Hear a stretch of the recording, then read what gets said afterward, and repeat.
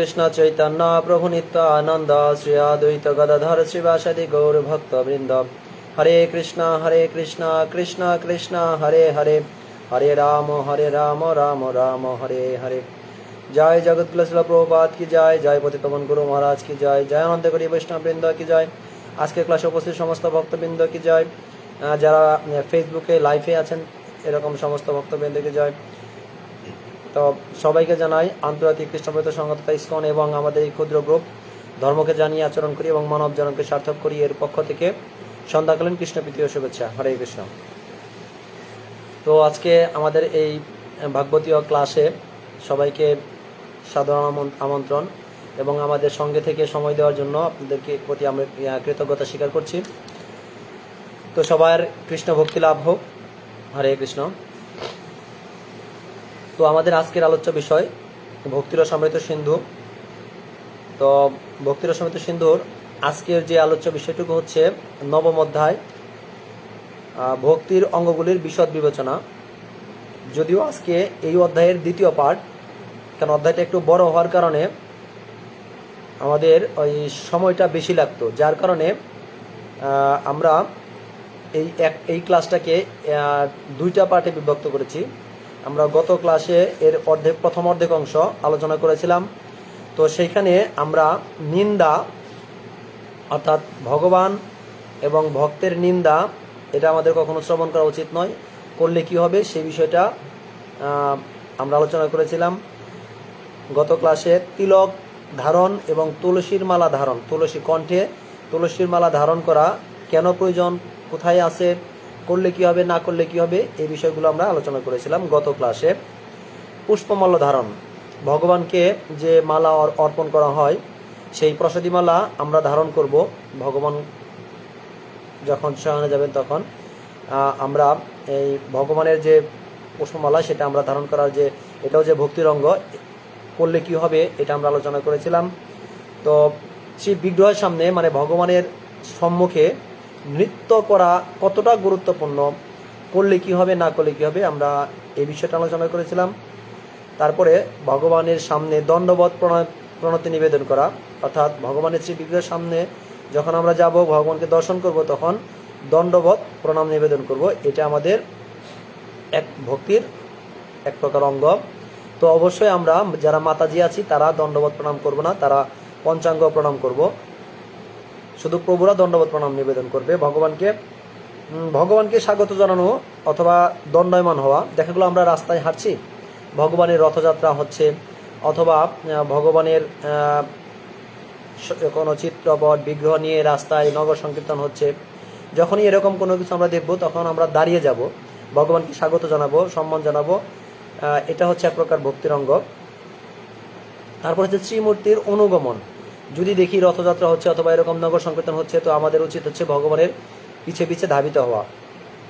তো বিষ্ণু মন্দির অথবা তীর্থে গমন, তা আমরা আমাদের সাধ্য অনুযায়ী বিভিন্ন বিষ্ণু মন্দির দর্শনে যাব, এমনকি আমরা তীর্থে যাব, এটাও ভক্তির অঙ্গ। বিষ্ণু মন্দির পরিক্রমা, আমরা বিষ্ণু যে মন্দির থাকে সেই মন্দিরকে সকালবেলায় পরিক্রমা, সর্বনিম্ন 4 বার পরিক্রমার কথা বলা আছে, এটা ভক্তির অনুকূল একটা বিষয়।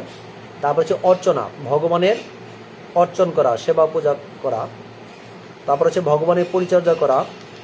তারপর হচ্ছে কীর্তন করা, সংকীর্তন করা এবং জপ করা। এই ভক্তির অঙ্গগুলো সম্পর্কে আমরা গত ক্লাসে বিশদ আলোচনা করেছিলাম। তো এই নবম অধ্যায়ের আরও বাকি অংশটুকু আমরা আজকে আলোচনা করার প্রয়াস করব।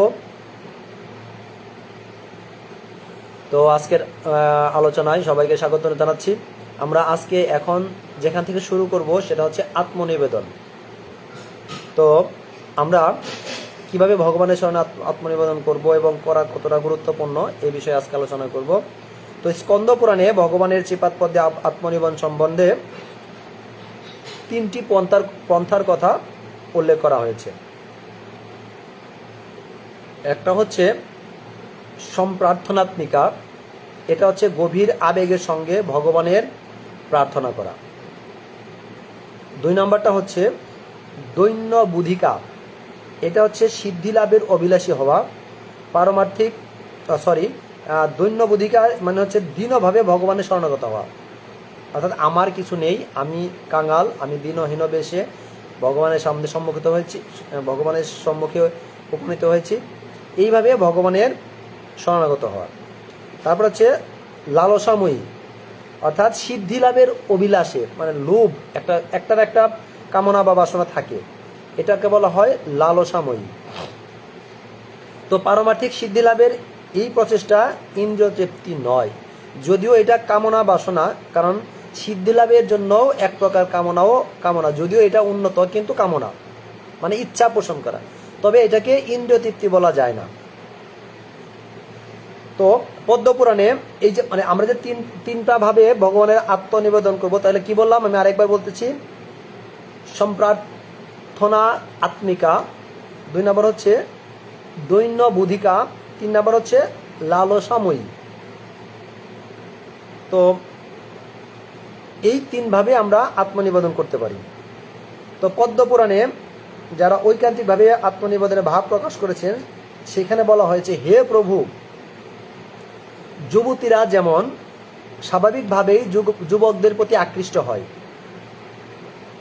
এবং যুবকেরাও যেমন স্বাভাবিকভাবেই যুবতীদের প্রতি আকৃষ্ট হয়, আমি প্রার্থনা করি আমার মন যেন ঠিক সেইভাবে আপনার প্রতি আকৃষ্ট হয়। হরি বল।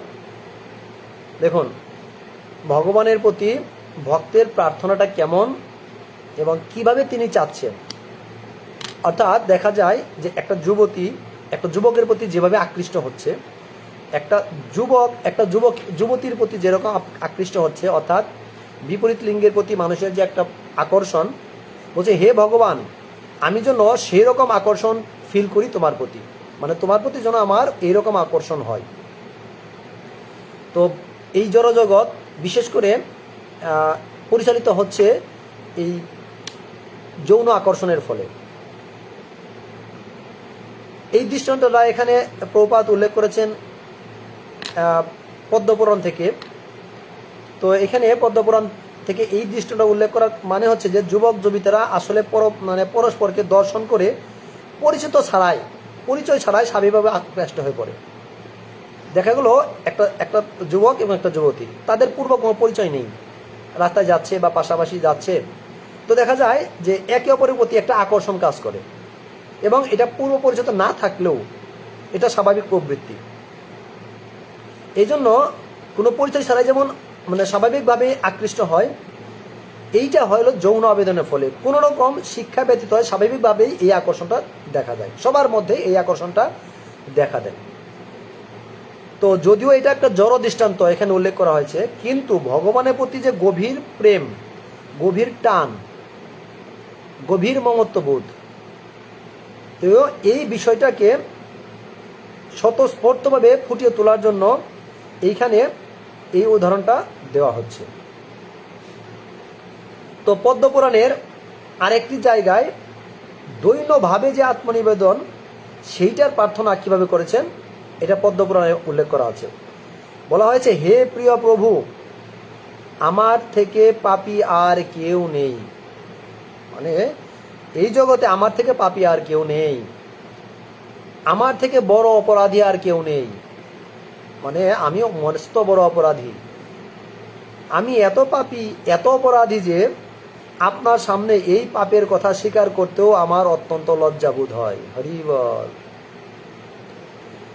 দেখুন আত্মনিবেদন কাকে বলে, বলছে হে ভগবান, হে প্রিয় প্রভু, তো আমি এত পাপী, আমার মতো এত পাপী, এত বড় পাপী আর কেউ নেই, আমার মতো এত বড় অপরাধী আর কেউ নেই। বলছে যারা সমস্ত প্রকার পাপ কাজ করে, যেমন জগাই মাধাই, তারা কি করত, তারা কিন্তু গীতা, ভাগবত, তারপরে বিভিন্ন শাস্ত্র অধ্যয়ন করত। এমনকি আমি আপনার চাইতে অনেক বেশি তারা এই গ্রন্থ অধ্যয়ন করত। তারপরে কি করত, তারপরে শাস্ত্রে যেটাকে বলা হয়েছে যে এইটা নিষেধ, এটা করা যাবে না, সেটা তারা মার্ক করত। আর যেটা বলা আছে যে এইটা করতে হবে, সেটাও তারা মার্ক করত, আন্ডারলাইন করতো, মানে এই যেরকম করে দাগে রাখতো এবং মার্ক করার পরে যে জায়গাটা বলা আছে যে এটা করা যাবে না, তারা সেই কাজটা করত, আর যেটা বলা আছে এটা করতে হবে তারা সেটা করতো না। তারা এতটা পাপী ছিল জগাই মাধাই। আর এই জগাই মাধাই মানে যেহেতু তারা সম্পূর্ণ শাস্ত্রের বিরুদ্ধ কর্ম করত, যাকে বলা হয় বিকর্ম, তবুও তারা মুক্তি পেয়েছে না। কেন? তারা প্রকাশ্যে এটা করত, তারা স্বীকার করতো যে আমি এটা করি। মদ খাওয়া নিষেধ আছে, তারা মদের ভাণ্ড নিয়ে রাস্তায় মদ খাইতো। তারা মাংস আর নিষেধ আছে, তারা মাংস ভোজন করত। মানে এরকম সমস্ত সবাই জানতো, মানে এবার তারা অকপটে করত। আর আমরা এতটাই পাপী, এখানে বলা হয়েছে পদ্মপুরাণে যে আমরা এতটাই পাপী যে আমরা পাপ কর্ম করতেছি, আমরা অপরাধ করতেছি, কিন্তু হে ভগবান, কিন্তু আমরা সেটা স্বীকার করতেও লজ্জা পাচ্ছি, আমরা সেটা স্বীকারও করছি না। মানে একে তো হলো, যেমন আমি একটা বাচ্চাদের, আমি যখন স্কুলে ক্লাস নেই তখন এই কথাটা বাচ্চাদের বলি, যেমন একটা বাচ্চাকে মারছে অথবা একটা অন্যায় করছে, তখন যদি জিজ্ঞেস করা হয় তুমি এটা করছো, তো বলে না স্যার এটা করি নাই।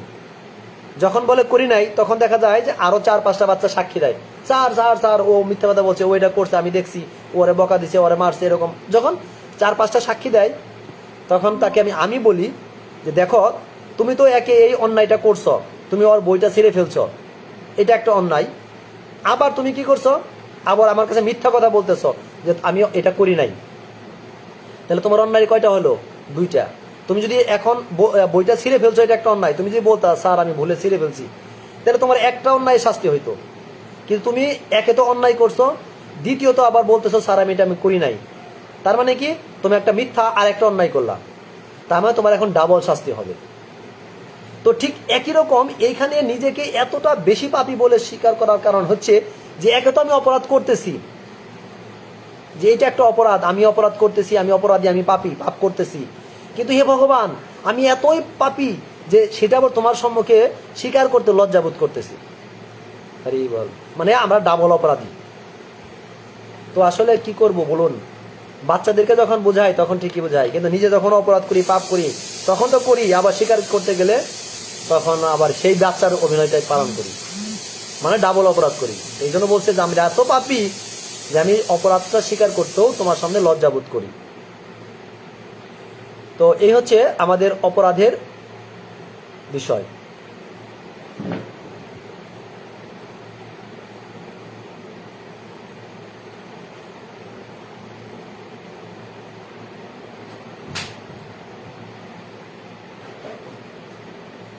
তো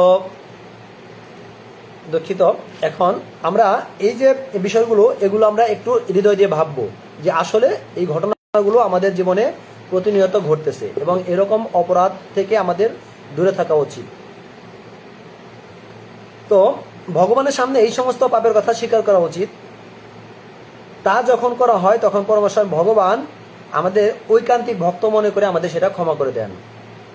কিন্তু তার অর্থ এই নয় যে আমরা ভগবানের প্রতি অহৈতুকী কৃপার সুযোগ নিয়ে পাপ করতে থাকবো আর অপরাধ স্বীকার করতে থাকবো আর ক্ষমা চাইতে থাকবো, আর আমরা মনে করব আমাদের এই অপরাধ মোচন হয়ে যাবে, বারবার ভগবান আমাদের ক্ষমা করে দিবেন। এটি হচ্ছে নির্লজ্জ মানুষের মনোবৃত্তি। অর্থাৎ আমাদের মধ্যে কেউ কেউ আছে, আমরা সবাই, বিশেষ করে আমরা সবাই না, সরি, আমার মতো যারা আছে বা আমি এরকম নির্লজ্জ, এতটাই নির্লজ্জ, এতটাই বেহায়া যে একই পাপ বারবার করি আর বলি সরি আর হবে না, সরি আর হবে না, এইবারই শেষ, আর হবে না। আমি এতটাই নির্লজ্জ। তো আমাদের অবশ্যই এইসব বিষয়ে সতর্ক থাকতে হবে যে আমরা যেটা বলতেছি, যে পাপটা করতেছি, সেটা যেন আর না করি। এই জন্য এখানে স্পষ্ট করে বলা হয়েছে যে আমি যখন আমার পাপ কর্মের কথা স্বীকার করতে আসি তখন আমি অত্যন্ত লজ্জিত হই। আর যেহেতু লজ্জার কাজ, এটা তো আমাদের বারবার করা উচিত না। যেহেতু আমি পাপটা স্বীকার করতে লজ্জা বোধ করতেছি, তার মানে এটা লজ্জার কাজ। আর যেহেতু লজ্জার কাজ, সেহেতু আমাদের এটা করা উচিত না। তো এই জন্য এই ধরনের যে শাস্ত্র সিদ্ধান্ত, আমি বারবার পাপ করব আর ক্ষমা চাইবো, স্বীকার করব, ভগবান ক্ষমা করবে, আবার পাপ করব, এটাকে শাস্ত্রে স্বীকৃতি দেওয়া হয়নি। ভগবানের দিব্য নাম উচ্চারণ করার ফলে আমাদের পূর্বকৃত সমস্ত পাপ মোচন হয়ে যায়। আর এই সম্বন্ধে আমাদের কোনো সন্দেহ রাখা উচিত না। কিন্তু তার অর্থ এই নয় যে পাপমুক্ত হব আবার অপরাধ করব, এটাকে বলা হচ্ছে নাম অপরাধ। নাম বলে পাপ আচরণ করা। 10 নাম অপরাধের আমরা এর আগের ক্লাসে পড়েছিলাম যে বর্জনীয় অপরাধ সমূহ, 6ষ্ঠ অধ্যায়। তো সেখানে কিন্তু আমরা জেনেছিলাম যে 10 নাম অপরাধ, যে কি নাম বলে পাপ আচরণ করা। অতএব আমাদের যে আমরা নাম করব আর ভগবানের কাছে স্বীকার যাব, ভগবানের পাপ মোচন করে দেবে, এটা আমাদের উচিত না। যেমন আমরা বিভিন্ন লেকচারে শুনেছি, বিশেষ করে খ্রিস্টানদের একটা চেতনা আছে এরকম যে তারা সানডেতে তারা তাদের প্রার্থনালয়ে যায় এবং তারা যিশুর কাছে সেই প্রার্থনার জন্য ক্ষমা করে। তো এটা আমাদেরও করা উচিত ভগবানের সামনে গিয়ে। কিন্তু তার মানে এইরকম না যে আমরা রবিবারে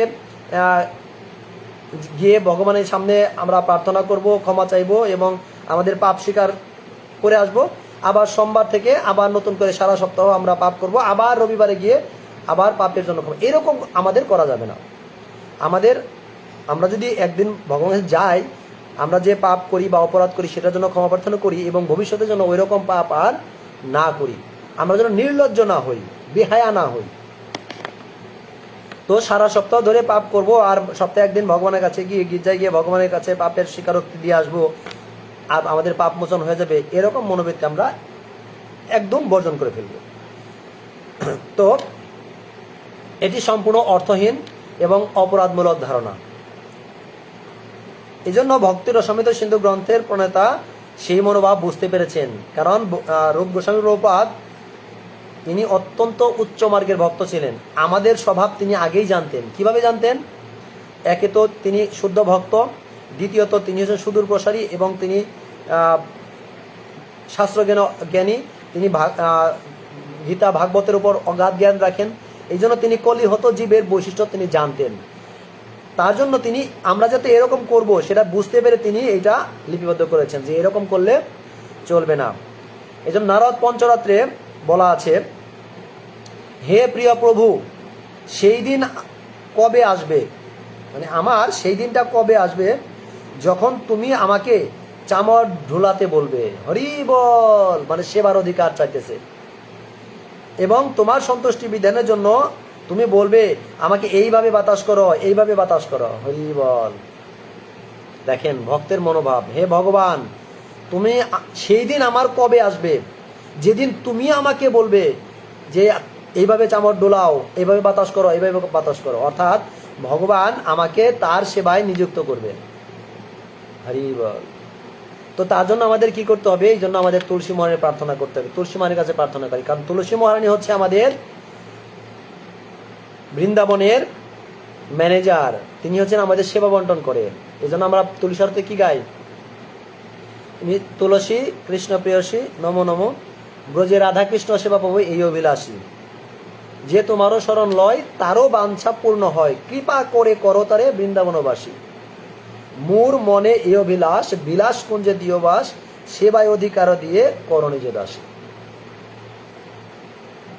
মানে এই আমাদের এই বৃন্দাবনে অথবা ভগবানের ধামে কে কোন সেবা পাবে, এই সেবাটা বন্টন করেন তুলসী মহারানী। এই জন্য আমরা তুলসী মহারানীর কাছে প্রার্থনা করি। আর এইখানে নারদ পঞ্চরাত্রে ভক্তের প্রার্থনা এরকম, হে ভগবান, কবে তুমি আমাকে নিজে ডেকে বলবে এইভাবে চামর ডোলাও, এইভাবে বাতাস করো, হরি বল। দেখেন আমাদের ভক্ত যারা, তারা আমাদের প্রার্থনা ভগবানের কাছে এরকমই হওয়া উচিত যে ভগবান আমাদের কাছ থেকে সেবা চেয়ে নেবে। আর ভগবান কোন ধরনের ভক্তের কাছে সেবা চায়? তার নিতান্ত একান্ত কাছের ভক্তদের কাছ থেকে। তার মানে আমাদের এরকম ভক্ত হতে হবে যে লেভেলে গেলে আমরা ভগবানের খুব নিকটে থাকবো, ভগবান আমাদের কাছ থেকে আমাদের চাইবে, সেই যোগ্যতা আমার অর্জন করতে হবে। অর্থাৎ নিজের রুচি অনুসারে আমরা আমাদের নিজের রুচি অনুযায়ী বা নিজের রুচি অনুসারে তিনি এককভাবে ভগবানের সঙ্গে সম্পর্কযুক্ত অভিলাষ করতেছেন। আমরা যারা করি নিজের অভিলাষ, যে এটা আমার অভিলাষ। এখানে ভক্ত ভগবানের দাস, অন্তরঙ্গা শক্তি, এমনকি লক্ষ্মী দেবীর মতো চামর ব্যঞ্জন তার সেবা করতে চাইছেন। মানে এটা তার নিজের একটা অভিলাষ যে আমি তোমার সে চামর ডোলাবো, তোমাকে আমি বাতাস করব, হ্যাঁ, এবং এইটার জন্য তুমি আমাকে আদেশ করবা। নারদ পঞ্চরাত্রে আরো বলা আছে যে আত্মনিবেদনের জন্য প্রার্থনাটা কেমন হওয়া উচিত।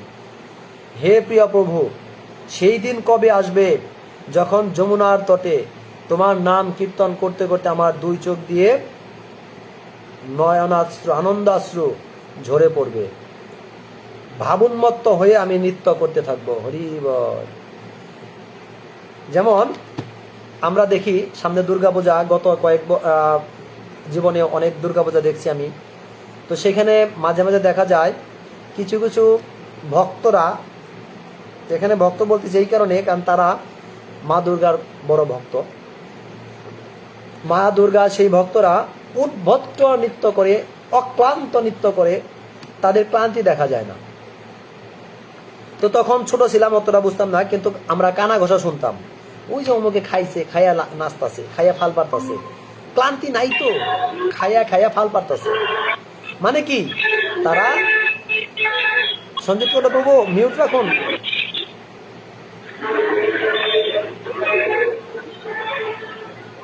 অর্থাৎ তখন আমরা ওই শুনতে পেতাম যে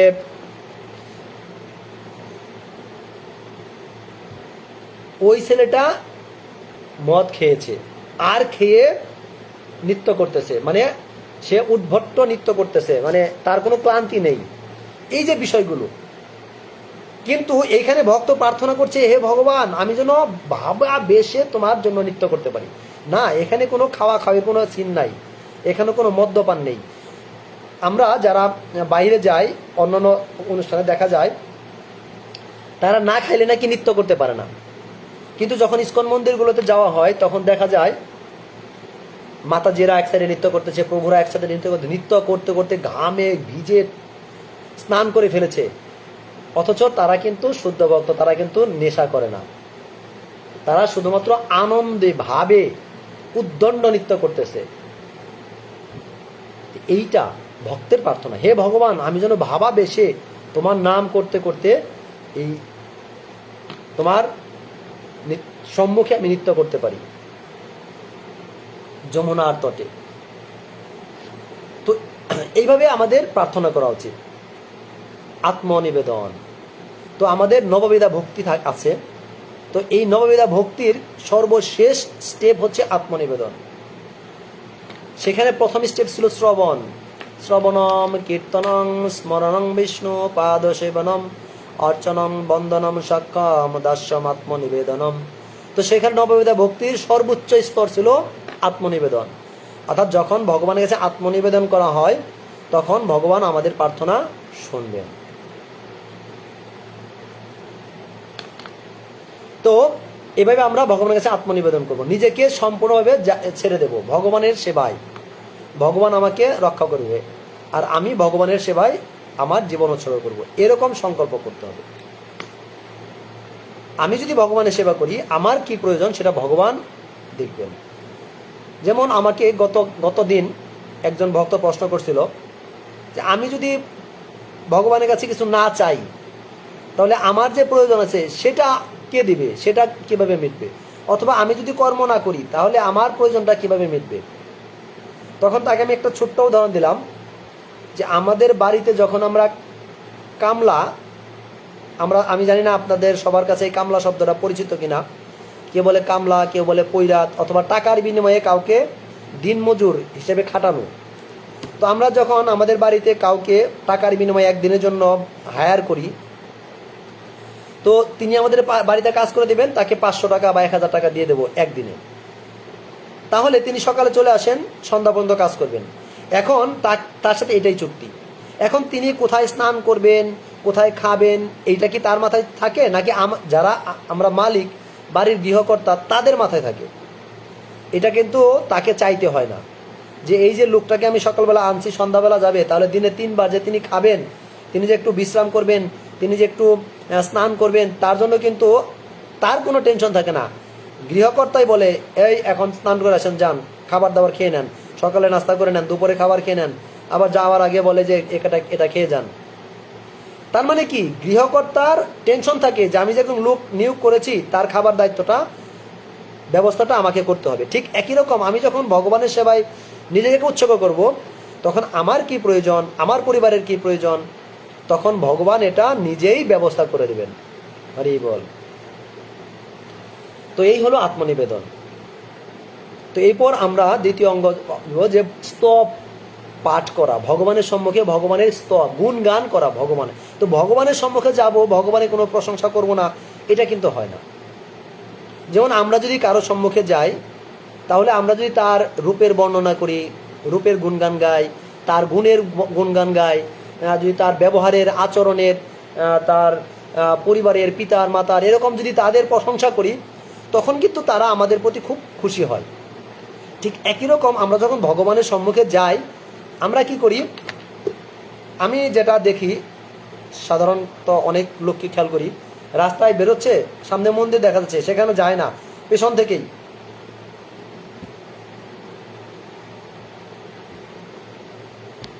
মানে 7-8 বার করে এরকম এরকম এরকম এরকম এরকম করতেছে। আবার কেউ কেউ দেখা যায় এরকম এরকম করতেছে। মন্দির কিন্তু ওইদিকে, আমি মন্দিরের পিছন সাইডে এরকম এরকম করতেছে। আবার কেউ কেউ হেঁটে যাওয়ার সময় জাস্ট একটু মন্দিরকে স্পর্শ করে এরকম এরকম করতে চলে গেল। তো এটাকে স্তব না, বলা হয়েছে যে আমরা যখন ভগবানের মন্দিরের সামনে যাব, ভগবানকে দর্শন করব। প্রথমে দর্শন করব কোথায়? চরণে, ভগবানের চরণ দর্শন করব। তারপরে ভগবানের নাভি দর্শন করব। তারপরে ভগবানের বদন দর্শন করব, নিচের থেকে আস্তে আস্তে উপরের দিকে। এটা হচ্ছে দর্শনের নিয়ম। তো ভগবানের সামনে যখন ভগবানকে দর্শন করব, দর্শন করার পর ভগবানের সামনে করজোড়ে দাঁড়াবো।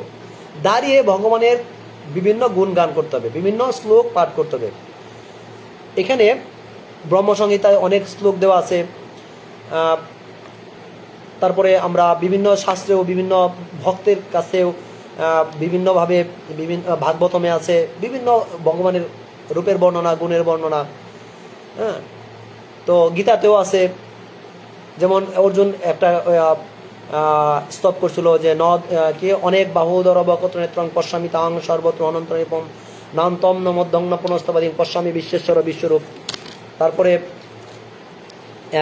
ব্রহ্মসংহিতাতে অনেকগুলো শ্লোক আছে।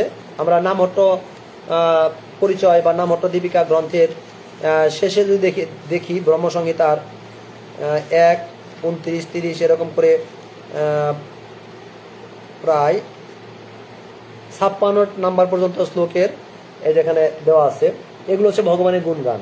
যে কি এই গুণগানগুলো আমরা ভগবানের সামনে প্রার্থনা করতে পারি। এই জন্য আমাদের উচিত বিভিন্ন গ্রন্থে বিভিন্ন ধরনের ভগবানের স্তবের কথা বর্ণনা করা। স্তব মানে হচ্ছে ভগবানের প্রশংসা করা। বিভিন্ন মুনি ঋষি, বিভিন্ন ভক্তরা ভগবানের প্রশংসা করত। তো সেই শ্লোকগুলো আমরা তো আর নতুন করে শ্লোক বানিয়ে ভগবানের প্রশংসা করবো এরকম যোগ্যতা আমাদের নেই। এই জন্য আমাদের উচিত ব্রহ্মা কিভাবে ভগবানকে প্রশংসা করছে, প্রহ্লাদ মহারাজ কিভাবে ভগবানকে প্রশংসা করছে, অর্জুন কিভাবে ভগবানকে প্রশংসা করছে, এরকম বিভিন্ন ভক্তরা, বিভিন্ন মুনি ঋষিরা বিভিন্ন সময় তাদের দর্শনের পর ভগবানের বিভিন্ন রকম স্তব স্তুতি করছে। স্তব স্তুতি মানে ভগবানের প্রশংসা। তো আমরাও এরকম ভগবানের প্রশংসা করব। আর এটা একটা সাধারণ ভদ্রতা। যেমন আমরা সচরাচর দেখি কারো কাছে চাইতে গেলে মানুষ 2টা রুলস ফলো করে। 1 নাম্বার রুলস হচ্ছে, ধরুন আপনি কারো কাছে কিছু চাইবেন, তাহলে তার সাথে দেখা হলে কিন্তু সাথে সাথে চান না। কি করেন?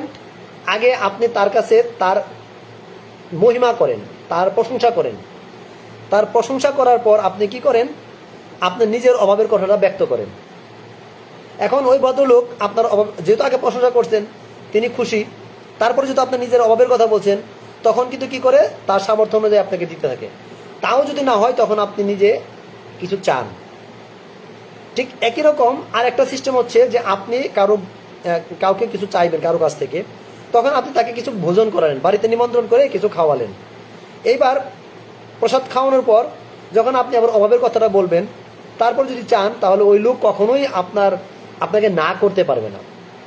ঠিক একই রকম আমরা ভগবানের যাই, শুধু যাই চাই, এটা হচ্ছে এক ধরনের অভদ্রতামি। সাধারণ শিষ্টাচারও এটা বলে না। ভগবানের কাছে গেলে আমরা আগে ভগবানের স্তব করব, প্রার্থনা করব, তারপর ভগবানকে ভোগ নিবেদন করব। তারপর না হয় কাঙালের মতো কিছু যদি চাওয়ার দরকারই হয়, তাহলে না হয় চাইলাম। তাহলে এই চাওয়াটা হবে প্রভুকে সন্তুষ্ট করার মাধ্যমে। ভগবান প্রভু, আমি তার দাস, আমি তখন আমার দীনতা ভাবে আমি চেয়ে নেব। কিন্তু আমরা কি করি? ডাইরেক্ট ভগবানের কাছে দেয়া আদেশ করি ভগবানকে। এটা হচ্ছে অভদ্রতামি। এই জন্য ভগবানের স্তবস্তুতি করতে হবে। এই জন্য স্কন্দ পুরাণে বলা আছে, যার জিহ্বা নিরন্তর শ্রীকৃষ্ণের স্তব রত্নের দ্বারা বিভূষিত, তিনি মুনি ঋষিদের নমস্য এবং দেবতাদেরও আরাধ্য। হরি বল। যারা কিনা এরকম ভগবানের সম্মুখে স্তব স্তুতি করেন, ভগবানের গুণগান করেন, তারা মুনি ঋষিদেরও নমস্য, দেবতাদেরও পূজনীয়, দেবতারাও তাকে আরাধনা করে, এই জন্য দেবতাদেরও আরাধ্য। এই জন্য আমাদের উচিত ভগবানের সম্মুখে স্তব স্তুতি পাঠ করা। কিন্তু অল্প বুদ্ধির সম্পন্ন মানুষেরা শ্রীকৃষ্ণের আরাধনার পরিবর্তে জড়জগৎকে ভোগ করার জন্য বিভিন্ন দেবদেবীর পূজা করতে থাকে। এইটাকে এখানে নিরুৎসাহিত করা হয়েছে। এখানে স্তব স্তুতি বলতে কোনো দেবতার স্তব স্তুতির কথা বলা হয় নাই। এখানে যে সমস্ত ভক্ত নিরন্তর ভগবানের স্তব করেন, দেবতারাও তাদের আরাধ্য।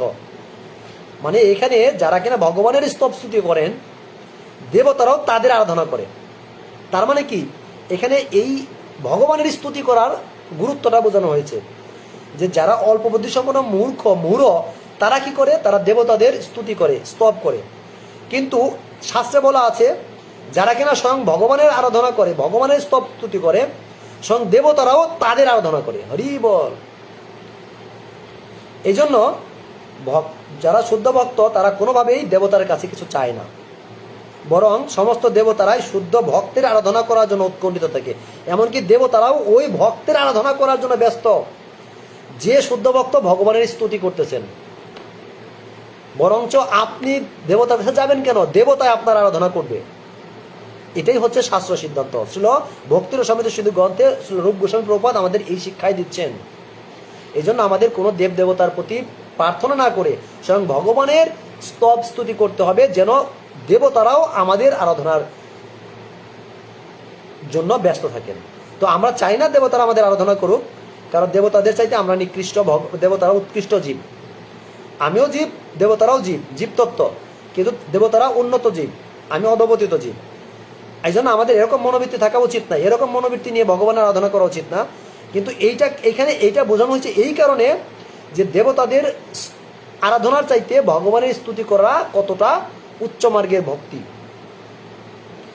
নৃসিংহ পুরাণে বলা হয়েছে, কোনো ব্যক্তি যখন ভগবান শ্রীকৃষ্ণের বিগ্রহের সম্মুখে এসে বিভিন্ন ধরনের স্তব স্তুতি পাঠ করেন, তিনি তৎক্ষণাৎ সমস্ত পাপ থেকে মুক্ত হয়ে বৈকুণ্ঠ লোকে উন্নীত হওয়ার যোগ্যতা অর্জন করেন। হরি বল। এতে কোনো সন্দেহ থাকা উচিত নয়। অর্থাৎ এটা নৃসিংহ পুরাণে বলা আছে, কেউ যদি ভগবানের সম্মুখে যায় এবং ভগবানের স্তব স্তুতি করেন, তাহলে তিনি বৈকুণ্ঠে যাওয়ার মতো যোগ্যতা অর্জন করতে পারেন। হরি বল। কোনো সন্দেহ রাখা উচিত না, কারণ শাস্ত্র অভ্রান্ত। আর যারা আচার্য তারা কখনো শাস্ত্রের বাইরে কোনো কথা বলে না। আর রূপ গোস্বামী, জীব গোস্বামী এরা ছিল আচার্য, স্বয়ং মহাপ্রভুর কাছ থেকে তারা শিক্ষাপ্রাপ্ত। অতএব তারা কখনোই শাস্ত্রের বিরুদ্ধে কথা বলেননি। এই জন্য এইসব কথা হচ্ছে অভ্রান্ত, এগুলো আমাদের বিশ্বাস করা উচিত। এই জন্য ভগবানের সামনে গিয়ে আমাদের ভগবানের স্তব স্তুতি প্রার্থনা করা উচিত। এরপরে হচ্ছে চরণামৃত পান, ভগবানের পাদুদক। বলা হচ্ছে সকালবেলা যখন আমরা ভগবানকে শৃঙ্গার করার আগে ভগবানের যে স্নান করানো হয়, সেই স্নানের জলটাই হচ্ছে চরণামৃত। অর্থাৎ আমরা যে ভগবানকে স্নান করাই সকালবেলা, সেটাও হচ্ছে চরণামৃত। কারণ স্নানের সময় ভগবানের মস্তক, দেহ, চরণ সবকিছু ধৌত হয়ে যায়। এই জন্য ওইটাকেই বলা হয় চরণ অমৃত। ভগবানের চরণ থেকে মানে মাথা থেকে দিলেও সেটা বেয়ে বেয়ে চরণ বেয়েই নামে, এই জন্য ওটাকে আমরা চরণামৃতই বলা হয়। এই জন্য গন্ধ ও পুষ্প সহ সেই জল ভগবানের শ্রীপাদ পদ্ম বেয়ে নেমে আসে এবং তা এক জায়গায় সংগ্রহ করে তার সঙ্গে দধি মেশানো হয়।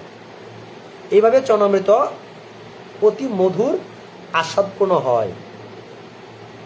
এই জন্য পদ্মপুরাণে বলা আছে, যে মানুষ কোনো দিন মানে কোনো একজন ব্যক্তি যদি কোনো দিনও দান, যজ্ঞ, সাধ্যায়, অর্চন আদি কোনো রকম পুণ্যকর্ম না করেনি, এরকম যদি কোনো ব্যক্তি থাকে, সেও যদি ভগবানের মন্দিরে গিয়ে চরণামৃত পান করেন, তাহলে পরম ধামে প্রবেশ করার যোগ্য হয়। হরি বল। দেখুন, আমরা এই চরণামৃতকে কখনোই অবহেলা করব না। আমরা অনেকে যাই, হাত ধরা ছিতে চরণামৃত পান করি না। বিশেষ করে আমার মতো পাষণ্ডী যেগুলো আছে, তো আমাদের এই চরণামৃত অবশ্যই পান করা উচিত। বলছে যারা কিনা পূজা, দান, ধ্যান, যজ্ঞ, তপস্যা কিচ্ছু করেনি কোনোদিন, কিন্তু তিনি যদি চরণামৃত পান করেন, তাহলে তিনি এই চরণামৃত পান করার কারণে তিনি ভগবানের পরম ধামে যাওয়ার যোগ্য হন। হরি বল। তো আর যেহেতু চরণামৃত পানের একটা বিষয় আসছে, আমি আর একটু না বললেই নয়। আমরা যারা চরণামৃত পান করি এভাবে হাতে নেই, উঁচা শুনলে বলছে না, আমরা এই ডান হাতটা বাম হাতের উপরে রাখবো, তারপরে এটা ভূমিতে স্পর্শ করব। ভূমিতে স্পর্শ করার পর আমরা চরণামৃতটা হাতে নেব। হাতে নিলাম।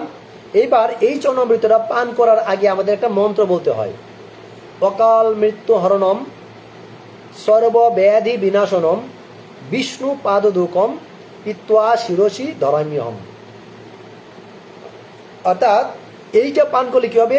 অকাল মৃত্যু হরণম, এইটা আমাদের অকাল মৃত্যু হরণ করে নেবে, আমাদের অকাল মৃত্যু হবে না। সর্বব্যাধি বিনাশনম, আমাদের দেহের ভিতরে যত রকম অসুখ বিসুখ আছে এই সর্বব্যাধি বিনাশ হয়ে যাবে। বিষ্ণু পাদদুকম, এই যে ভগবান শ্রী বিষ্ণুর শ্রীপাদ পদ্ম ধৌত জল চরণামৃত পিত্বা মানে পান করলাম, এবং শিরসি ধরাম্যম, এবং শিরে ধারণ করলাম। এই জন্য কি করতে হবে? এটা এভাবে পান করতে হবে। তারপর আমরা ছোটবেলা থেকে শিখতাম মাথায় মুছতে হয়, কিন্তু আমি যখন এটা পান করলাম তারপর মাথায় মুছলাম, আমি যখন পান করলাম, ভগবানের চরণামৃত পবিত্র, ভগবানের চরণামৃত আমার দেহে মস্তকে পড়লেও আমি অপবিত্র হব না, এতে কোনো সন্দেহ নেই। কিন্তু যখন আমি পান করলাম তখন এটা আমার এঁঠু হয়ে গেল। যখন এঁঠু হয়ে গেল তখন আমি এটা যখন মাথায় দিলাম তখন আমি নিজেও এঁঠু হয়ে গেলাম, এতেও কোনো সমস্যা নেই। কিন্তু আমি যদি কোনো সেবায় যাই তখন আমাকে আবার স্নান করে সেবায় যেতে হবে, কারণ আমি তো উচ্ছিষ্ট হয়ে গেছি আমার এঁঠুতে। ভগবানের চরণামৃত পড়লে সমস্যা ছিল না, যে আমি শুধুমাত্র ভগবানের চরণামৃত মস্তকে ধারণ করছি, কোনো অসুবিধা নেই। কিন্তু আমি তো খাইছি, আমি তো পেয়েছি, যার কারণে আমার এই হাত সহ উচ্ছিষ্ট হয়ে গেছে, এঁঠু হয়ে গেছে। এই জন্য আমি মাথায় দিলাম, মানে আমি সারা শরীরে এঁঠু হয়ে গেলাম। এই জন্য আমাদের এটা সতর্ক থাকতে হবে। আমরা চরণামৃত পান করে এইভাবে মাথায় স্পর্শ করবো, মানে আমি মস্তকের উপর রাখলাম, তারপর হাতটা ধুয়ে ফেলবো, তাহলে আমিও উচ্ছিষ্ট হলাম না, আবার মস্তকেও ধারণ করা হইল। এটা আমরা খেয়াল রাখবো। আর যদি মস্তকে ধারণ করতেই হয় তাহলে আমরা ওইখান থেকে নিয়ে আগে এরকম মস্তকে এক ফোঁটা দিয়ে নেব, তাইলে আর আমি এঁঠু হলাম না, তখন আমি পান করলেও সমস্যা নেই। কিন্তু আগে বলছে পিত্বা, আগে পান করে পরে শিরসি ধরার নিয়ম। এই জন্য আমরা স্কুলে গেলে এই শিক্ষাটা পাই, আগে পান করি, তারপরে এইভাবে মাথায় নিয়ে স্পর্শ করিয়ে তারপর আমরা হাতটা ধুয়ে ফেলি। তো এইবার পরবর্তী অঙ্গটা হচ্ছে অর্পিত ধূপ এবং পুষ্পের সৌরভ আঘ্রাণ। এটা সচরাচর আমরা আগে খেয়াল করতাম না, এখন দেখা যায়, এটা এখন প্রথা হয়ে গেছে যে ভগবানকে যে ধূপ অর্পণ করা হয়, ভগবানকে যে পুষ্প অর্পণ করা হয়, ভগবানের চরণে পুষ্প দেওয়া হয়, নিবেদন করা হয়, এইটা যদি আমরা আঘ্রাণ করি, এটা হচ্ছে এক প্রকার ভক্তির অঙ্গ। এটা আমাদের অবশ্যই আঘ্রাণ গ্রহণ করতে হবে, এটা হচ্ছে ভক্তির অঙ্গ। তো এখানে হরিভক্তি শুদ্ধোদয় যে একটা গ্রন্থ আছে সেখানে বলা হয়েছে কোনো বিশেষ ঔষধি আঘ্রাণ করার ফলে যেমন সাপের বিষ কেটে যায়। হরি বল। কোনো ঔষধ, বৃক্ষ, ঔষধি যদি আমরা ঘ্রাণ নেই, আঘ্রাণ, তাহলে সাপের বিষটাও আমাদের কেটে যেতে পারে। তেমনই ভগবানকে অর্পিত সুগন্ধি পুষ্প, এগুলো আমরা যখন স্পর্শ ভগবানের অফার করব, তারপর যখন আমরা আঘ্রাণ করব, ঘ্রাণ নেব, এতে আমাদের যে বিষয় ভোগের বাসনা, এই প্রতিক্রিয়া থেকে আমরা মুক্ত হতে পারবো। হরি বল। দেখুন আমাদের একটা রোগ আছে যাকে বলা হয় ভবরোগ। শান্তনু প্রভু কিছু বলবেন? হ্যাঁ প্রভু কিছু বলবেন? হরে কৃষ্ণ। না প্রভু, এমনি হয়ে গেছিল, সরি। আচ্ছা আচ্ছা, ওকে, তাহলে একটু মিউট রাখেন আর বলার সময় আনমিউট করবেন। ওকে, তাহলে এখানে যেটা বলা হচ্ছে যে ভগবানের যে এই যে আমরা আরতি করি, আরতি করার পর যে ধূপ, ভগবানের চরণে পুষ্প অর্পণ করার পর সেই পুষ্পের ঘ্রাণ আমরা যখন গ্রহণ করি, এটা কতটা গুরুত্বপূর্ণ খেয়াল করুন। বলছে কিছু কিছু ঔষধি আছে যেগুলো আমরা আস্বাদন করার কারণে আমাদের সাপে কামড় দিলেও সেই বিষটাও ক্ষয় হয়ে যায়। ঔষধি বৃক্ষের এত পাওয়ার। আর ভগবানের আরতি করার পর সেই ধূপের ঘ্রাণ, সেই পুষ্পের গন্ধ, এটা আমরা নেই। এটা নেই এই কারণে আমাদের আমার মতো বিষয়ী যারা এই ভবজগৎ বন্ধনে আবদ্ধ, তাদের এই বিষয় বাসনারূপ এই যে বন্ধন, এটা থেকেও আমরা মুক্ত হতে পারি ভগবানের চরণের অর্পিত পুষ্প এবং ভগবানকে অফার করা এই ধূপের ঘ্রাণ আস্বাদন করার মাধ্যমে, আঘ্রাণ করার মাধ্যমে। এই জন্য জঙ্গলে একরকম ওষুধ পাওয়া যায় যেটা কিনা সাপুরেরা চিনে। এটা ব্যবহার করে তারা সাপের বিষ ধ্বংস করে। ঠিক একই রকম আমাদের যারা সাপুরে, মানে আমাদের যারা বৈষ্ণব, তারাও জানে এটা মহিমা কতটুকু। অর্থাৎ এই যে রূপ গোস্বামী প্রবাদ, তিনি হচ্ছেন সাপুরে, আমাদের সাপের বিষ ঝাড়তেছেন এই শাস্ত্র কথা আমাদেরকে দিয়ে। এই জন্য কোনো মানুষ যখন মন্দিরে এসে ভগবানের যে অর্পিত সুগন্ধি ধূপ এবং আঘ্রাণ, মানে পুষ্পের আঘ্রাণ, এগুলো যখন গ্রহণ করব, তখন আমরা সমস্ত প্রকার এই জড় কলুষ থেকে আমরা মুক্ত হতে পারবো। এই জন্য আমাদের মন্দিরে গিয়ে উচিত হচ্ছে ভগবানের জন্য ফুল ফল ধূপ ইত্যাদি কোনো না পদার্থ ভগবানকে অর্পণ করা, তারপরে আমরা সেটা অফার করলে আমরা নিতে পারি, এটা আমাদের উচিত। বিশেষ কিছু না দিতে পারলেও অন্তত এক মুঠো চাল ভগবানকে নিবেদন করা যেতে পারে। বলা হচ্ছে এরকম যে ভক্তির অঙ্গ হচ্ছে আমরা যখন ধামে যাব, মন্দিরে যাব, খালি হাতে যেতে নেই। আমরা যদি কোনো আত্মীয় বাড়ি যাই, আমরা কিন্তু খালি হাতে যাই না। আর আমরা যদি কারো বন্ধু বান্ধবের গৃহে যাই, তখন কিন্তু আমরা খালি হাতে যাই না। আর এই ব্রহ্মাণ্ডের মালিক ভগবান, তার মন্দিরে যাচ্ছি, মানে তার গৃহে যাচ্ছি, আমরা খালি হাতে যাচ্ছি, এটা হচ্ছে এক প্রকার অভদ্রতামি। এই জন্য আমরা যখন মন্দিরে যাব, তখন আমাদের কিছু না কিছু ভগবানের জন্য উপহার নিয়ে যাওয়া উচিত। সেটা হতে পারে সাধ্য অনুযায়ী ফল, দুধ, তারপরে বিভিন্ন প্রকার খাদ্যদ্রব্য, মিষ্টদ্রব্য, এমনকি একটা লেবু পর্যন্ত হতে পারে। আপনি ভগবানের জন্য তেমন কিছু নাই, ঠিক আছে, আমি একটা লেবু নিয়ে যাই হাতে করে, জাস্ট 1 পিস লেবু আপনি নিতে পারেন ভগবানের জন্য। এটাও ভক্তির অঙ্গ, এটাও ভগবান খুশি হবেন। এই জন্য আমরা আমাদের সাধ্য অনুযায়ী ভগবানের জন্য কিছু না কিছু উপহার নিয়ে যাব, তখন ভগবান আমাদের প্রতি খুশি হবেন।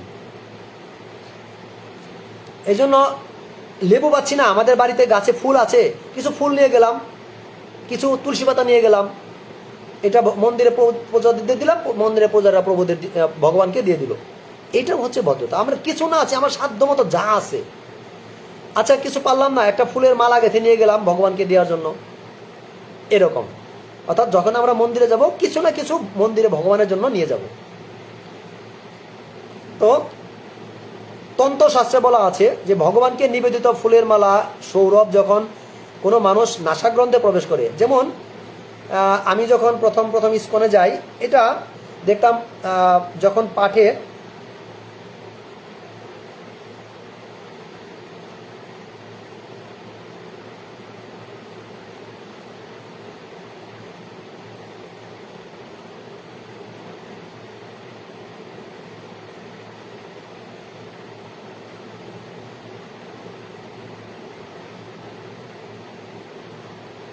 হরে কৃষ্ণ, দুঃখিত, আমি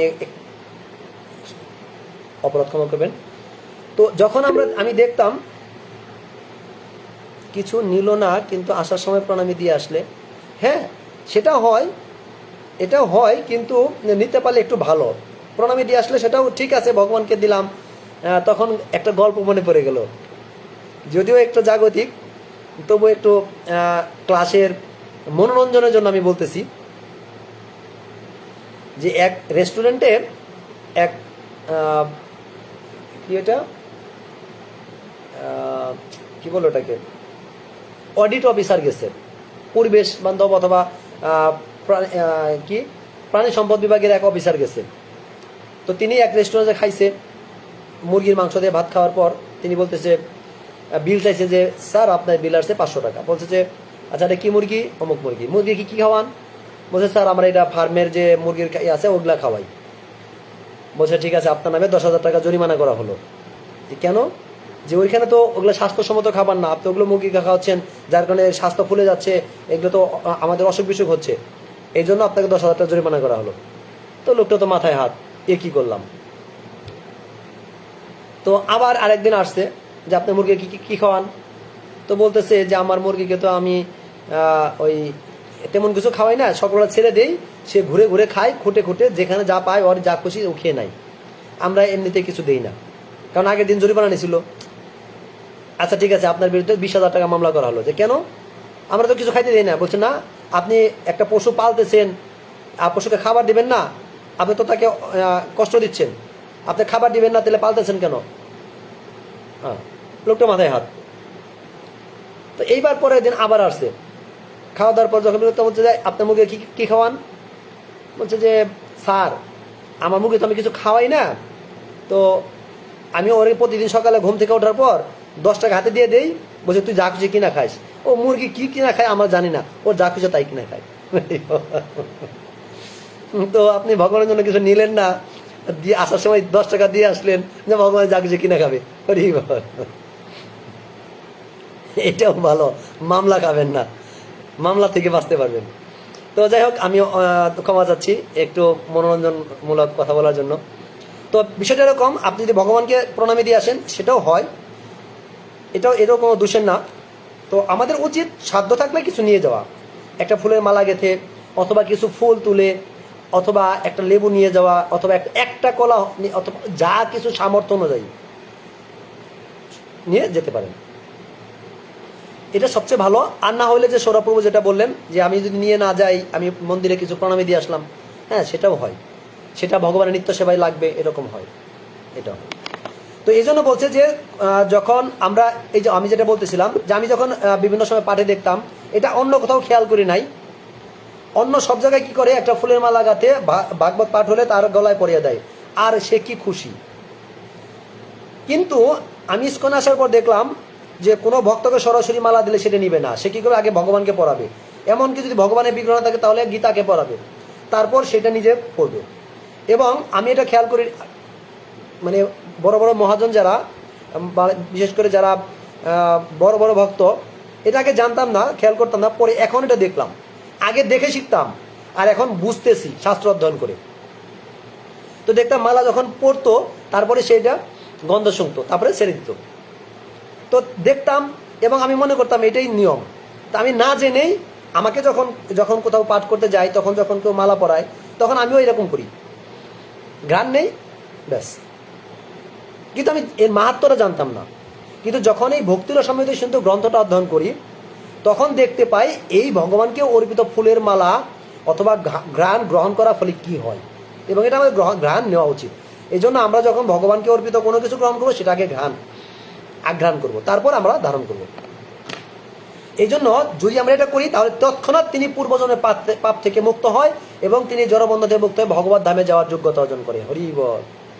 কেউ যদি কোনো পাপ কর্ম করেও থাকেন, তবুও কেবলমাত্র ভগবানকে অফার করা এরকম যে সুগন্ধি, এটা আঘ্রাণ করার ফলে তিনি নির্বিশেষ বা মোট কথা হলো এই যে বিষম যে প্রভাব, এর থেকে তিনি মুক্ত হয়ে ভগবত ভক্তে পরিণত হতে পারবেন, আর ভগবত ভক্তরা ভগবান ধামে যাবেন। এটাই শাস্ত্র সিদ্ধান্ত। হরি বল। আমরা যেমন নৃসিংহদেবের আরতি করার পর যেমন এরকম এটাও আঘ্রাণ করি, এটাই হচ্ছে সিস্টেম। এই জন্য সনক, মানে যারা সনক আদি, যে চতুষ্কুমার, এরা কিন্তু আগে ভক্ত ছিল না, এরা ছিল মায়াবাদী। কিন্তু এই 4 কুমাররা নির্বিশেষবাদী হওয়ার পরেও ভগবানের মন্দিরে ভগবানকে এই যে সুগন্ধি দ্রব্য আঘ্রাণ করার কারণে তারা ভগবত ভক্তে পরিণত হয়েছে। হরি বল। এই জন্য ভাগবতমে খুব সুন্দর করে বলা আছে যে যিনি সমস্ত পাপ থেকে সম্পূর্ণ মুক্ত হতে পারেননি, তিনি কখনো ভক্ত হতে পারবেন না। কারণ যিনি পাপ থেকে মুক্ত হন নাই, তিনি পাপের সাজা ভোগ করতেছেন, আর এই সাজা যখন শেষ হবে তখন তিনি ভক্ত হবেন। এই জন্য স্পষ্ট করে বলা আছে, ভক্তির সমৃদ্ধ সিন্ধু গ্রন্থে আছে, ভাগবতমে বলা আছে, গীতাতেও বলা আছে যে পাপ থেকে মুক্ত না হলে তিনি ভগবান ভক্ত হতে পারবে না। এই জন্য যিনি সমস্ত পাপ থেকে সম্পূর্ণ মুক্ত হতে পারেননি, তিনি কখনোই ভক্ত হতে পারবেন না। এই জন্য শুদ্ধ ভক্তের পরমেশ্বর ভগবানের ভগবত্তা সম্বন্ধে কোনো রকম সন্দেহ থাকে না, বরং তিনি নিরন্তর কৃষ্ণ ভাবনায় এবং ভক্তিযোগে যুক্ত থাকেন। হরি বল। তো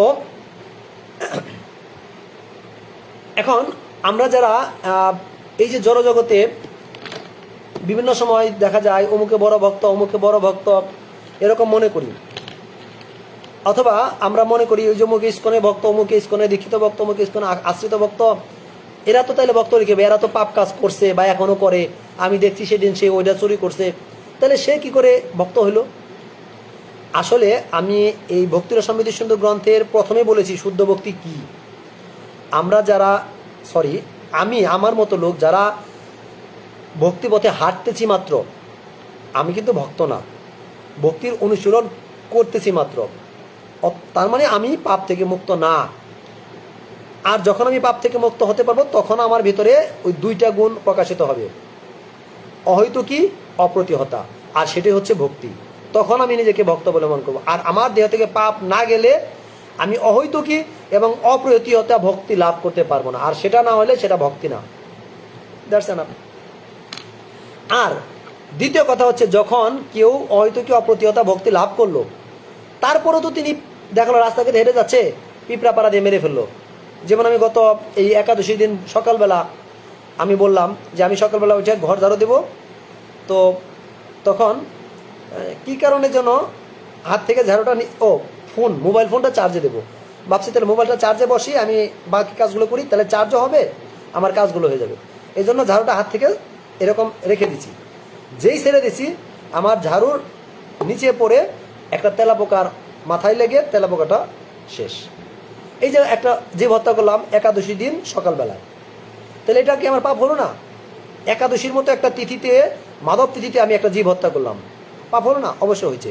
কিন্তু আমি যদি মনে করি এটা ভগবানের মন্দির, আমি এই মন্দির ঝাড়ু দেওয়ার সময় ঝাড়ুটা দিছি, আর আমার এই মোবাইল ফোন দিয়ে আমি ভগবানের কিছু নাম প্রচার করব, এই জন্য তাকে চার্জ দেওয়া দরকার, এটাও ভগবানের সেবা, ঘর ঝাড়ু দেওয়া ভগবানের সেবা, তো সেক্ষেত্রে আমি ওইটা ছেড়ে দিয়ে ওইটা করতে গেছি, আমি ভগবানের সেবায় ব্যস্ত ছিলাম। আর ভগবানের সেবার কারণেই যদি আমার এটা হয়ে থাকে, সেই পাপটা ভগবানই দেখবেন। তাহলে আমাদের আর কোনো পাপ ফল ভোগ করতে হবে না। এই জন্য আমাদের সমস্ত কর্ম যদি কৃষ্ণ ভাবনায় হয়, তাহলে আমাদের আর পাপের ভয় থাকে না। এই জন্য আমরা এভাবে কর্ম করলেই আমরা পাপ থেকে মুক্ত থাকতে পারবো, আমরা ভক্তি লাভ করতে পারবো। তো এইবার আমরা আরেকটা ভক্তের অঙ্গ হচ্ছে শ্রী বিগ্রহ স্পর্শ করা, মানে ভগবানকে স্পর্শ করলে আমরা পবিত্র হতে পারবো। এখানে বিষ্ণু ধর্মোত্তরে যেটা বলা আছে, শ্রীমূর্তির চরণাবিন্দ স্পর্শ করা সম্বন্ধে স্পষ্ট করে বলা আছে, যে মানুষ বৈষ্ণব দীক্ষায় দীক্ষিত এবং কৃষ্ণ ভাবনাময়ে ভাবিত হয়ে ভগবানের সেবায় যুক্ত হয়েছেন, তিনিই কেবল ভগবানের শ্রী বিগ্রহের স্পর্শ করার অধিকারী। হরি বল। এখন আমরা যেহেতু জানলাম ভগবানের শ্রীপাদ পদ্ম স্পর্শ করতে পারলেও আমরা পবিত্র হতে পারবো, কারণ পরশ পাথরের ছোঁয়ায় লোহা যেমন শোনা হয়, আমি ভগবানকে স্পর্শ করলে আমিও পবিত্র হতে পারবো। হ্যাঁ, এটা সঠিক। কিন্তু আমরা যারা সাধারণ জীব আছি, যদি আমরা এরকম বলি যে একটা মাছের টুকরা, সেটা কি আমরা একটা গীতাতে স্পর্শ করাতে পারবো? সাহস পাবো? শান্তনা প্রভু কি বলেন? আপনি কি শ্রবণ করতেছেন আমাকে? হরে কৃষ্ণ। হ্যাঁ বলেন প্রভু। একটা মাছের টুকরা কি আমি একটা গীতার সাথে স্পর্শ করাতে পারবো? না প্রভু, এটা ঠিক হবে না। ঠিক হবে না। কিন্তু আমি তো শাস্ত্রে শুনেছিলাম পরশ পাথরের স্পর্শে লোহা শোনা হয়, তাহলে ভগবানের স্পর্শে যে কোনো কিছু পবিত্র হয়। তাহলে আমি কিন্তু তারপরে এটা জেনেও কিন্তু মাছের টুকরাটা গীতার সাথে স্পর্শ করতে পারছি না, ঠিক কিনা? হ্যাঁ প্রভু। তার মানে এটা হচ্ছে সাধারণ চেতনা। ঠিক একই রকম আমি যদি নিজেকে পবিত্র বলে মনে না করি, আমি যদি পাপী হই, আমি যদি অপরাধী হই, তাহলে আমি কি করে ভগবানের চরণ স্পর্শ করতে যাব? এই বিচারবোধটা আমার থাকা উচিত কিনা? অবশ্যই প্রভু। এটাই। আমি অপবিত্র, আমি পবিত্র হই নাই, আমি টয়লেট করে আসছি, আমি এখন কি করে ভগবানকে স্পর্শ করব? এটা তো উচিত না। ঠিক একই রকম এখানে শ্রী বিষ্ণু ধর্মোত্তরে স্পষ্ট করে বলা আছে, যে মানুষ বৈষ্ণব দীক্ষায় দীক্ষিত এবং কৃষ্ণ ভাবনাময়ে ভাবিত হয়ে ভগবানের সেবায় যুক্ত আছেন, শুধুমাত্র তারাই ভগবানের শ্রীপাদ পদ্ম স্পর্শ করার যোগ্য। এই জন্য বৈষ্ণব শাস্ত্রের নির্দেশ অনুযায়ী শূদ্র, চণ্ডাল যে আদি অধম শ্রেণীর মানুষেরা, এদেরকে মন্দিরের প্রবেশের নিষেধ আজ্ঞা করা আছে। এই নিষেধ তাদের অশুদ্ধ আচরণের জন্য, তাদেরকে অবহেলা করার জন্য না, কিন্তু শুধুমাত্র নিষেধ করা হয়েছে তাদের অসৎ আচরণের কারণে। তাদের সদাচার পালন না করার কারণে। আর এখানে অধম শ্রেণীর মানুষ যারা অশুদ্ধ আচরণ করেন তাদেরকে এই প্রবেশের নিষেধাজ্ঞা বলা হয়েছে যে সেই নিচকুলোদ্ভূত মানুষরাও যদি শুদ্ধ ভগবত ভক্তের সঙ্গের প্রভাবে ভগবত ভক্তি অনুসরণ করতে শুরু করে তাহলে তারা সর্বোচ্চ ভক্ত পর্যায়ে উন্নীত হতে পারে এবং নিচকুলে জন্মগ্রহণ করার পরেও তিনি মন্দিরে প্রবেশ করার যোগ্যতা অর্জন করে। হরি বল। তার জন্য আর নিষেধাজ্ঞা থাকে না। আর এইটা হয় তাদের শুদ্ধ আচরণের ফলে। এই জন্য তাই বিশুদ্ধকরণের প্রক্রিয়ায় অবশ্যই অস্বীকার করা যাবে না। আমাদের এই বিশুদ্ধকরণের প্রক্রিয়াটা সদাচারটা পালন করতে হবে, কৃষ্ণ ভাবনায় হয়ে ভগবানের সেবায় যুক্ত থাকতে হবে, তাহলে আমি পবিত্র হতে পারবো এবং তখন আমি যোগ্যতা লাভ করতে পারবো ভগবানের চরণ স্পর্শ করার। হরি বল। এখানে কাউকে এই নিচ, চণ্ডাল, শূদ্র এরকম তাকে অবহেলা করা হয়েছে তার আচরণের কারণে। এই জন্য এখানে তাদের উৎসাহিত একটা বিষয় আছে যে আমরা তাদের উৎসাহিত করতে চাচ্ছি যে ভগবান চাচ্ছে যে তুমি তোমার এই গুণটাকে ত্যাগ করে একটু উন্নত স্তরে আসো, তাহলে তুমি আমাকে স্পর্শ করার সুযোগ পাবে। ঠিক যেরকম আমরা যেমন আমি যেটা করি, যেমন গত শুক্রবারে এই যে মুকুন্দ ভগবান দাস প্রভু আছেন নাকি ক্লাসে সঞ্জিত কুণ্ড বাবুর সাথে, তাদের গৃহে একটা গীতা স্কুল পরিচালনা করেন মুকুন্দ ভগবান দাস প্রভু। আর যেহেতু মুকুন্দ ভগবান দাস প্রভু এখন দেশের বাইরে আছেন, তো প্রভু আমাকে আদেশ করেছেন সেই গীতা স্কুলটাকে একটু দেখভাল করার। তো এই জন্য যখন গেলাম তখন দেখলাম যে কিছু কিছু ভক্তের গত সপ্তাহের আগের সপ্তাহে যে একটু উপস্থিতিটা কম। তো গত সপ্তাহে যখন গেলাম অনেক ভক্ত হয়েছিল, তখন আমি চিন্তা করলাম যে এদেরকে কি করে উপস্থিতি বাড়ানো যায়। তো আমি তখন বললাম যে এই স্কুলে যারা প্রতিদিন উপস্থিত থাকবে তাদের জন্য মাস শেষে একটা পুরস্কার ব্যবস্থা করা হবে। হরি বল। তখন দেখা যায় অনেকেই বলছে হ্যাঁ প্রভু আমি আসবো, প্রতিদিন আসবো, আর ডাকতে হবে না, আমরা আসবো। তার মানে কি তাদেরকে আমি একটু উৎসাহিত করলাম, একটু উৎসাহ দিলাম, এবং এই উৎসাহটা পাওয়ার মাধ্যমে তারা কি করবে, আস্তে আস্তে ভক্তদের সাথে যুক্ত থাকবে এবং তখন তারা আস্তে আস্তে ভক্তিতে যুক্ত হয়ে ভক্ত হয়ে যাবে। হ্যাঁ হরে কৃষ্ণ প্রভু। লোক দেখালেন ক্লাসে জয়েন করে ক্ষমা দেবো। বুঝি নাই। বলছি তাদেরকে আপনি লোক দেখালেন। হ্যাঁ হ্যাঁ হ্যাঁ, লোক দেখালাম, ক্লাস করুন। হ্যাঁ লোক দেখালেন, কিন্তু এই লোকটাও কিন্তু তাকে ভক্তিপথে উন্নতি করবে। আর ভগবানও আমাদেরকে ওইরকম লোক দেখাচ্ছে যে আমাকে স্পর্শ করলে তুমি পবিত্র হবা, কিন্তু আমাকে তুমি স্পর্শ করতে পারবা না, তাহলে তুমি এই করলে আমাকে স্পর্শ করতে পারবা, তাহলে তুমি এই কাজগুলো করো। এটাও আমাদের লোভ দেখানো। বুঝতে পারছেন প্রভু? তো এই জন্য আমরা কাউকে ছোট করার জন্য না, শাস্ত্র কাউকে ছোট করার জন্য না, জাস্ট তার আচরণ চেঞ্জ করে একজন শূদ্র, একজন চণ্ডাল, একজন নিচ কুলোদ্ভূত ব্যক্তিকেও তিনি তার গুণ এবং আচরণ পরিশুদ্ধ করার মাধ্যমে তিনি ভক্তে পরিণত হবে এবং ভগবানকে স্পর্শ করার যোগ্যতা লাভ করবে। এবং তার মধ্যে যেন এই কামনাটা জাগ্রত হয় যে আমি এই যোগ্যতা লাভ করলে এটাকে স্পর্শ করতে পারবো, আমি পবিত্র হতে পারবো, তাইলে আমাকে এই যোগ্যতা অর্জন করতে হবে। জাস্ট এটাই। কিন্তু শাস্ত্রের বিধান হচ্ছে কেউ যদি কলুষমুক্ত হয়ে পবিত্র হয় তাহলে সে অবশ্যই মন্দিরে প্রবেশ করতে পারবে। প্রকৃতপক্ষে সেটাই হচ্ছে শাস্ত্রের নির্দেশ। যিনি যথাযথভাবে দীক্ষিত হয়েছেন, যিনি যথাযথভাবে শাস্ত্রের বিধিনিষেধগুলো পালন করতেছেন, অনুসরণ করতেছেন, তিনি মন্দিরে প্রবেশ করতে পারেন। তিনি হোক চণ্ডাল, হোক শূদ্র, হোক নিচ কুলোদ্ভূত, এজন্য তিনি ভগবানকে দর্শন এবং স্পর্শও করতে পারেন, তার আর কোনো বাধা থাকবে না। এটা হচ্ছে শাস্ত্র সিদ্ধান্ত। এবার আমরা পরের ভক্তির অঙ্গ হচ্ছে শ্রী বিগ্রহ দর্শন। এটা বরাহ পুরাণে বলা আছে, একজন ভক্ত বলেছেন, হে বসুদেব, হে বসুন্ধরে, যে মানুষ বৃন্দাবনে গিয়ে গোবিন্দ দেবের শ্রী বিগ্রহ দর্শন করেন তিনি যমালয় থেকে মুক্ত হন। হরি বল। এবং সর্বোচ্চ লোকে প্রবিষ্ট হওয়ার অনুমতি লাভ করেন, যে লোকে দেবতারা বাস করেন। হরি বল। হরে কৃষ্ণ। কি বলা হয়েছে এখানে? বরাহ পুরাণে এক ভক্তের প্রার্থনা যে যে মানুষ বৃন্দাবনে গিয়ে গোবিন্দদেব এর বিগ্রহ দর্শন করেন, শুধুমাত্র জাস্ট দর্শন করেন, তিনি যমালয় থেকে মুক্ত হন, তাকে আর নরক যন্ত্রণা পাওয়ার জন্য যমালয়ে যেতে হবে না। হরি বল। তিনি সর্বোচ্চ লোকে প্রবিষ্ট হওয়ার অনুমতি লাভ করেন। সর্বোচ্চ লোক মানে যে লোকে দেবতারা বাস করে, শুধুমাত্র ভগবানকে দর্শন করার ফলে। এই জন্য যদি কোনো সাধারণ মানুষও কৌতূহলবশত বৃন্দাবনে গিয়ে ঘটনাক্রমে ভগবানের শ্রী বিগ্রহ দর্শন করেন, বিশেষ করে গোবিন্দজি মন্দির, এই গোবিন্দ দেবের মন্দির দর্শন করেন, তিনি যদি ভগবত ধামে উন্নীত নাও হতে পারেন, তবুও তিনি অন্তত স্বর্গলোকে উন্নীত হবেন, এতে কোনো সন্দেহ নেই। অর্থাৎ শ্রী গোবিন্দ দেবের যে শ্রী বিগ্রহ দর্শন করার ফলে আমাদের অগাধ পুণ্য অর্জিত হয়। হরি হরি বল। এই জন্য আমাদের উচিত ভগবানের বিগ্রহ দর্শন করা।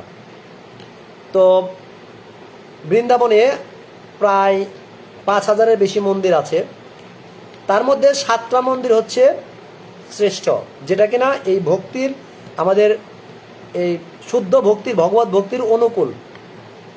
আমাদের উচিত এই অন্ততপক্ষে এই 7টা মন্দির দর্শন করা, আর কিছু দর্শন না করলেও। তো যাই হোক, আপনাদের কৃপায় এই অধমের এই সৌভাগ্য হয়েছিল। তো বিশেষ করে আমাদের প্রত্যেকেই উচিত মন্দিরগুলোতে গিয়ে ভগবানের দর্শন করা। তবে আমি মন্দিরগুলোতে ছবি তুলতে চেয়েছিলাম, যে এই বিগ্রহগুলো যেন আমি আমাদের ক্লাসে বা আমাদের যারা পরিচিত আপনজন আছে তাদেরকে দর্শন করার জন্য। কিন্তু মন্দিরের, বৃন্দাবনের ওই মন্দিরগুলোতে দেয়ালে লেখা ছবি তোলা নিষেধ। এখন এটা একটা আইন, এবং আমি যদি সেখানে গিয়ে আইন ভঙ্গ করি তাহলে এটা একটা অপরাধ। এই জন্য আমি এটা করতে পারিনি, জাস্ট শুধু দর্শন করে আসতে পেরেছি। আর যেখানে সুযোগ পেয়েছি হয়তো বা কিছু কিছু ভক্তকে অথবা লাইফে দেখানোর চেষ্টা করেছি। তো এটা হচ্ছে বড় কথা। তো আমাদের উচিত ভগবানের এইসব ধামসমূহ, আমি আগে মনে করতাম যে ইসকন এটা কি করে, এটা একটা আলাদা একটা বিজনেস শুরু করছে, এই বিভিন্ন ভক্তদের নিয়ে ধামে নিয়ে যায়, মন্দিরে নিয়ে যায়, এখানে তাদের ইনকামও আছে, এরকম একটা চেতনা কাজ করতো আগে। কিন্তু আমরা যখন এই ভক্তিপথে আসলাম তখনই আমি দেখতে পেলাম, ও মা, এ তো অনেক বড় একটা সেবা, ভক্তদেরকে এই ধামে নিয়ে যাওয়ার একটা সুযোগ। আমি তো যেতে পারবো না, আমার বৃদ্ধ পিতা সে যেতে পারবে না, বৃদ্ধ মাতা যেতে পারবে না, ঠিক আছে প্রভুরা নিয়ে যাচ্ছে, দিলাম প্রভুদের হাতে ছেড়ে, প্রভুরা ভগবানের এই মন্দিরগুলোকে দর্শন করে দিচ্ছে। হরি বল। কত বড় আমাদের সুযোগ দিচ্ছেন এই ইসকন। আসলে আমরা কল্পনাও করতে পারবো না যে আমাদের অজান্তেই ইসকন আমাদেরকে কত বড় সুযোগ করে দিচ্ছে। প্রতিটা ক্ষেত্রে ইসকনের প্রতিটা কর্মকাণ্ড, প্রতিটা কাজ আমাদের উপকারের জন্য, আমাদের আধ্যাত্মিক উন্নতির জন্য অতুলনীয় সেবা করছে ইসকন। শ্রীল প্রভুপাদ এমন একটা সংস্থা খুলে গেছেন আমাদের জন্য, এমন একটা সংঘ খুলে গেছেন, এমন একটা আশ্রয়, এমন একটা মন্দির স্থাপন করে গেছেন, যে মন্দিরটা কিনা আমাদের আধ্যাত্মিক জীবনের প্রতি পদে পদে উন্নতি করাচ্ছে। প্রত্যেকটা কার্যক্রম আমাদের আধ্যাত্মিক চেতনাকে ডেভেলপ করছে, আমাদেরকে নরক থেকে উদ্ধার করে সোজা ভগবত ধামে নিয়ে যাওয়ার ব্যবস্থা করেছেন। প্রত্যেকটা কর্মকাণ্ড এইরকম। তো যাই হোক, বিগ্রহ দর্শন আমরা করব, ভগবানের বিগ্রহ দর্শনেই আমরা শক্তি বা পুণ্য অর্জন করতে পারি। হরি বল। এবার হচ্ছে আরতি দর্শন, যেটা কিনা আমরা দেখা যায় ইসকন মন্দিরগুলোতে গেলে যদি কেউ আরতি হচ্ছে, কেউ গল্প করছে অথবা মন্দিরে বসে আছে, তখন প্রভুরা আমাদের শিক্ষা দেন যে কি, মাতাজি, প্রভুজি প্লিজ একটু দাঁড়ান, ভগবান আরতি হচ্ছে, আপনারা দাঁড়িয়ে অংশগ্রহণ করুন, দর্শন করুন।